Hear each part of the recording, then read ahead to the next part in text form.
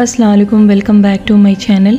तो घर की क्लीनिंग भी हो गई और रमज़ान के लिए ग्रोसरी शॉपिंग भी हो गई और अब बारी है किचन को क्लीन करने की।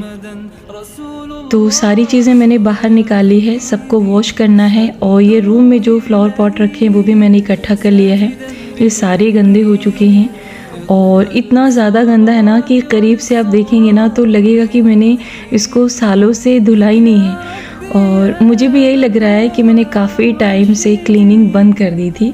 सिर्फ मैं कुकिंग कर रही थी और क्लीनिंग पे इतना मेरा ध्यान नहीं था, जबकि मैं पहले बहुत अच्छे से प्रॉपर तरीके से क्लीनिंग करती थी।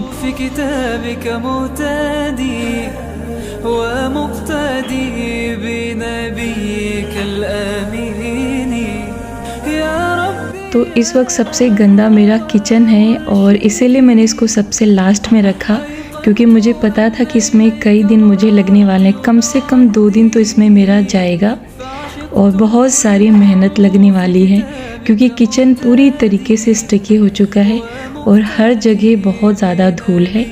तो रोड पे घर है, इस वजह से क्लीनिंग की बहुत ज़्यादा ज़रूरत होती है, लेकिन अगर मैं बीच में क्लीनिंग रोक देती हूँ तो मेरे ऊपर डबल बर्डन हो जाता है। तो इसीलिए आपको वीकली मंथली पूरा प्रॉपर तरीके से क्लीनिंग करते रहना चाहिए, ताकि घर हमेशा आपका साफ़ सुथरा रहे। तो चलिए आज बहुत सारी बातें करेंगे रमज़ान से मुतालिक और यहाँ पर आप काम भी देखते जाइए। और अगर अभी तक आपने क्लीनिंग नहीं की है तो भी टाइम है, कर लीजिए, क्योंकि रमज़ान में आपको क्लीनिंग करना बेहद ज़रूरी है, क्योंकि बहुत पाक महीना होता है और बहुत बरकतों वाला महीना होता है। और जब आप चारों तरफ क्लीनिंग रखेंगे ना तो बहुत अच्छा फ़ील होगा आपको। तो खैर सबसे आखिरी काम ये मेरा बचा हुआ था, क्योंकि शॉपिंग वगैरह भी मैंने कर ली है और मैं हमेशा ही ईद की शॉपिंग रमज़ान से पहले ही करती हूँ, क्योंकि मैं रमज़ान में बहुत कम बाहर जाती हूँ। इवन कोशिश यही करती हूँ कि मैं बाहर बिल्कुल भी ना जाऊँ, क्योंकि रोज़ा रख के बाहर जाना मुश्किल होता है। और वैसे अगर बच्चों की स्कूल खुली होती है तो उनको छोड़ने जाना होता है, उनको लेने भी जाना होता है, और उसके अलावा जो भी काम होते हैं मेरी हमेशा यही कोशिश होती है कि मैं उसको रमज़ान से पहले ख़त्म कर लूँ, ताकि आराम से घर में रहूँ और रोज़ा बिल्कुल भी ना खले। तो ये सारी कटोरियाँ हैं जो मैं लास्ट व्लॉग में आपको दिखा चुकी थी। तो थोड़ी सस्ती मिल रही थी, इसलिए मैंने 4 पैक ले लिए थे। इसके डिज़ाइन मुझे बहुत ज़्यादा पसंद आई थी। तो इस टाइप के बर्तन मुझे बहुत ज़्यादा पसंद है, खासकर जो कांच के बर्तन होते हैं वो मुझे बहुत पसंद आते हैं। और हालांकि इनको केयर करने की बहुत ज़्यादा ज़रूरत होती है, लेकिन अगर आपको पसंद है तो केयर तो करना ही पड़ेगा।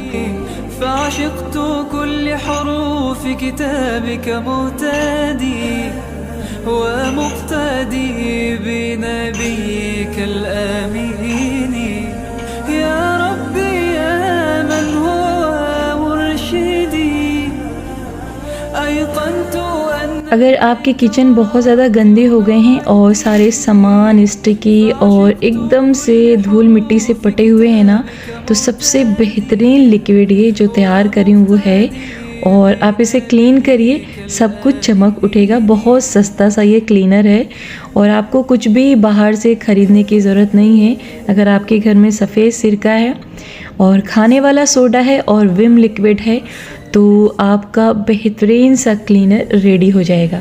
और थोड़ा सा आप इसमें पानी भी मिला लें तो थोड़ा सा ज़्यादा हो जाए। तो जितनी भी चीज़ें मैंने इकट्ठा की हैं सब इसी से मैं क्लीन करने वाली हूँ और सब बहुत अच्छे से क्लीन भी हो जाएगा। तो सबसे पहले आप इसको अच्छे से मिक्स कर लें। तो यहाँ पर अमान साहब आए थे मैगी बनाने, लेकिन जब उन्होंने देखा कि इंडक्शन यहाँ पे नहीं है तो वापस लौट गए। तो जब भी किचन की क्लीनिंग शुरू होती है ना तो खाना बनाना बहुत मुश्किल हो जाता है। तो इसीलिए मैंने सुबह में सारा काम कर लिया था और इस वक्त दोपहर का टाइम था और अभी मैंने क्लीनिंग स्टार्ट कर दी थी। तो बीच बीच में जब नमाज का टाइम होगा तो मैं ब्रेक लूँगी, अदरवाइज़ जब तक मैं थकूँगी नहीं तब तक यहाँ पे मेरी क्लीनिंग चलती रहेगी, क्योंकि टाइम बहुत कम है, रमज़ान बहुत करीब है और घर की क्लीनिंग मैंने बहुत लेट में शुरू की और मुझे तो यही लग रहा है कि पता नहीं हो भी पाएगा कि नहीं। तो चलिए ये वाली रो मैंने क्लीन कर दी है। यहाँ पे जितनी भी कटोरियाँ थी वो भी मैंने वॉश कर दिया, इसको रख देते हैं। तो अब बारी थी मसालों के डब्बों को क्लीन करने की। तो जितने भी इसमें मसाले थे वो सब अमानत ने बाहर निकाला, फिर मैंने सबको स्टेप बाय स्टेप वॉश किया। तो चलिए अब बात कर लेते हैं रमज़ान की। तो रमज़ान एक ऐसा महीना है ना जो सब्र का महीना है और बहुत कुछ डिमांड होती है आपसे इस महीने में, क्योंकि आपके पास 11 महीना होते हैं खाने पीने के, लेकिन ये जो एक महीना होता है ना उसमें सिर्फ आपको सब्र करना होता है और उन सारी चीज़ों को छोड़ना होता है जो गुनाह है। वैसे गुनाह की चीज़ें तो हमेशा ही नहीं करना चाहिए, लेकिन रमज़ान में आपको बहुत अच्छे से गुनाह पे कंट्रोल रखना चाहिए, क्योंकि अगर आप रोज़ा हैं और आप गुनाह के काम कर रहे हैं ना तो फिर आपका रोज़ा थोड़ा सा मुश्किल हो जाता है।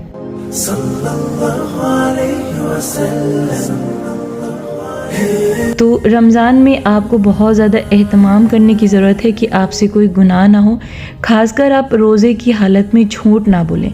वैसे ही झूठ बोलना हराम है और हराम काम करने के बाद आपकी इबादत भी नहीं कबूल होती है।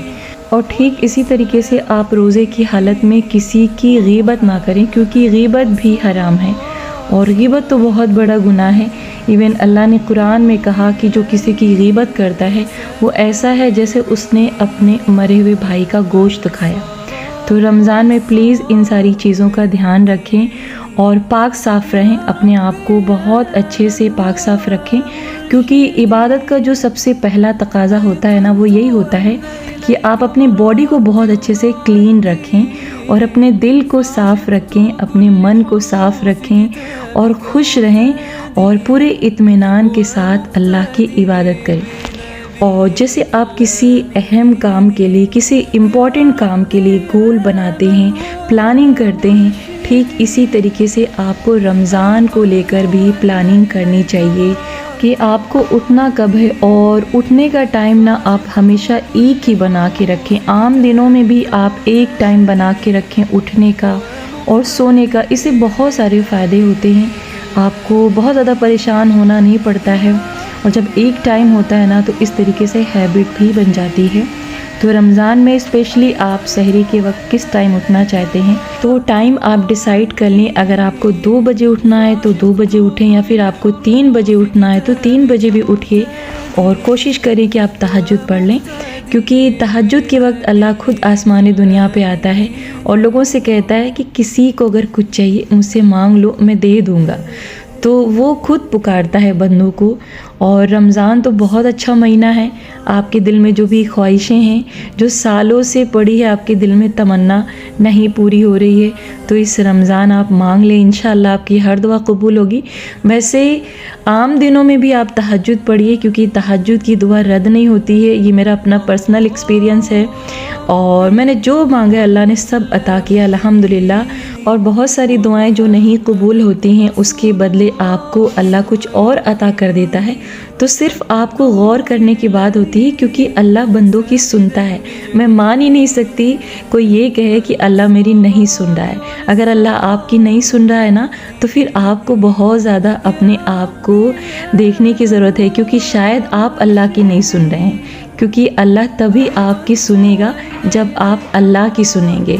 तो अपनी ज़िंदगी को ऐसे बनाइए ना कि आपकी ज़िंदगी खुद ब खुद अल्लाह के बताए हुए रास्ते पे चलती रहे और सब कुछ में आसानी हो जाए, क्योंकि जब आप अल्लाह की सुनते हैं ना तो आपके हर काम में आसानी हो जाती है और फिर धीरे धीरे आपकी हर दिल की ख्वाहिशें पूरी होने लगती हैं, क्योंकि अल्लाह के लिए कुछ भी इम्पॉसिबल नहीं है। बस आप अल्लाह की मान के एक बार देखिए। अगर अभी तक आपके दिल में कोई दुआ है और आप सालों से लिए उसके लिए मांग रहे हैं कि वो पूरी हो जाए, तो सबसे पहले मैं आपसे यही कहना चाहूँगी कि आप एक अच्छे इंसान बन जाइए। दिल को हमेशा साफ़ करके रखिए। अगर किसी से कोई गिला शिकवा है तो उसे अल्लाह के हवाले कर दीजिए। अगर आपके बस में कुछ नहीं है तो सब छोड़ दे अल्लाह के हवाले। वो ऐसे ऐसे जगह से रास्ते बनाएगा ना आपके लिए कि आप हैरत ज़दा हो जाएंगे। आपको यकीन ही नहीं होगा कि जिन चीज़ों से आप छुटकारा चाह रहे थे उसमें से अल्लाह कैसे आपको आसानी से निकाल दिया। बस उसे पुकारने की ज़रूरत है, उससे अपना रिश्ता मज़बूत करने की ज़रूरत है, क्योंकि जिससे आपका जितना गहरा रिश्ता होता है ना उतना आसान हो जाता है आपका हर काम।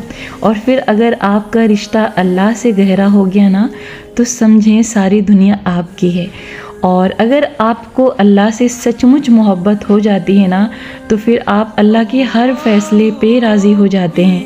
आपको कुछ नहीं बुरा लगता है, जो चीज़ें होती रहती हैं आपकी ज़िंदगी में आपको पता रहता है कि ये अल्लाह के कुन के ज़रिए हो रहा है और अल्लाह की मर्ज़ी से हो रहा है। तो तहज्जुद की नमाज़ ज़रूर पढ़ें। अगर अभी तक आपने अपनी ज़िंदगी में नहीं पढ़ी है तो इस रमज़ान ज़रूर शुरू करिए और मांगिए, दिल खोल के मांगिए। हमें और आपको लगता है ना कि ये चीज़ें नहीं हो पाएंगी, लेकिन अल्लाह के लिए कुछ भी मुश्किल नहीं है। उसके तो बस कुन कहने की देरी होती है और जैसे वो कुन कहता है ना सारा काम हो जाता है। तो अगर आप किसी मुसीबत में हैं लंबे टाइम से और आपकी वो मुसीबत ख़त्म नहीं हो रही है तो इस रमज़ान अल्लाह से खूब गिड़गिड़ा के दुआएं मांगिए। इंशाअल्लाह आपके दिल की हर तमन्ना पूरी होगी और जिस भी परेशानी में है ना आपकी हर परेशानी दूर हो जाएगी।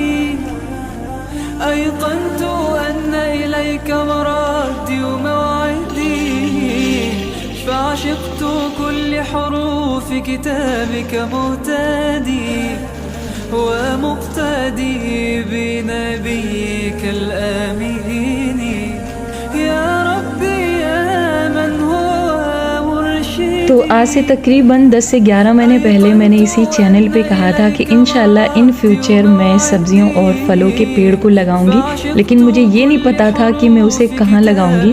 तो सडन मेरे माइंड में ये आइडिया आता है कि छत पे मैं गमले रखती हूँ और उसमें लगाती हूँ सब्जियों को और फलों को। तो अभी फल में सिर्फ मैंने स्ट्रॉबेरी लाई थी और अल्हम्दुलिल्लाह पहली स्ट्रॉबेरी हमारी रेड हो चुकी है और अभी यहाँ पर अमानत तोड़ रही थी। मुझे सच में बहुत खुशी हो रही थी और बहुत ताज्जुब भी हो रहा था कि अल्लाह ताला इतनी जल्दी कैसे दुआ कबूल कर लिया। तो वैसे हम इंसान ना खुद ही मांगते हैं और खुद ही ताज्जुब भी करते हैं। अल्लाह ताला कहता भी है कि कैसा इंसान खुद ही सवाल करता है और जब वो चीज़ें मिल जाती है तो खुद ही कहता है कि चीज़ें कैसी हो गई। इसलिए मैं कहती हूँ कि अल्लाह से रिश्ता अपना बहुत मजबूत बनाइए।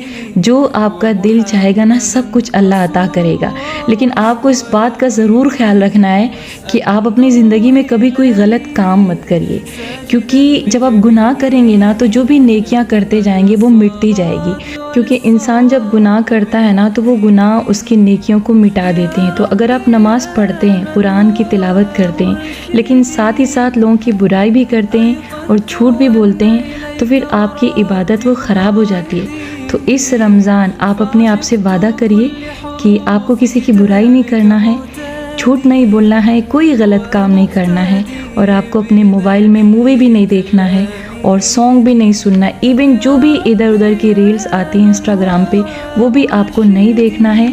अपनी निगाहों को पाक साफ़ रखना है, अपने दिल को साफ़ रखना है, अपनी ज़बान को साफ़ रखना है और बहुत अच्छे से अपने रोज़े को मुकम्मल करना है।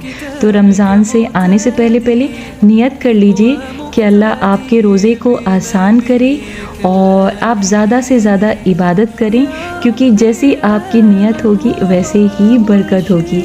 और अच्छा गुमान रखिए, क्योंकि अल्लाह कहता है कि मैं इंसान के साथ वैसा ही रहता हूँ जैसा वो मेरे साथ गुमान करता है। अगर आप अल्लाह के साथ अच्छा गुमान करते हैं तो अल्लाह आपके साथ अच्छा करेगा। और अगर आपके मन में कहीं कोई डाउट है ना तो उस डाउट को निकाल दीजिए। अगर आपसे कभी कोई गुनाह हुआ हो और आपको लगता है, आपको शैतान बहकाता है कि अल्लाह माफ़ नहीं करेगा, तो शैतान के बहकावे में ना आए। इस रमज़ान अल्लाह ताला से अपनी तमाम गुनाहों की माफ़ी मांग लीजिए, क्योंकि अल्लाह तो इंतज़ार करता है कि बंदा कब माफ़ी मांगेगा। और जैसे ही बंदा माफ़ी मांग लेता है ना वो पाक साफ़ हो जाता है एक मासूम बच्चे की तरह। लेकिन आपको तौबा दिल से करना है। अगर आपसे छोटे या बड़े गुनाह हो गए हैं ना जाने अनजाने में, तो आप माफ़ी मांगिए अल्लाह से अपने उन गुनाहों की और अपने ख़ताओं की। और अल्लाह तो बहुत ज़्यादा माफ़ करने वाला है, इसीलिए उसको अत-तव्वाब भी कहा जाता है। तो बस इस रमज़ान खुशी के साथ अपने रोज़े की शुरुआत करिए और जिससे भी जो भी गलती हो गई, जिसने भी आपका दिल दुखाया, सबको माफ़ कर दीजिए अल्लाह के लिए। तो ये थी मेरी आज की वीडियो और सफाई भी अल्हम्दुलिल्लाह मेरी डन हो चुकी है।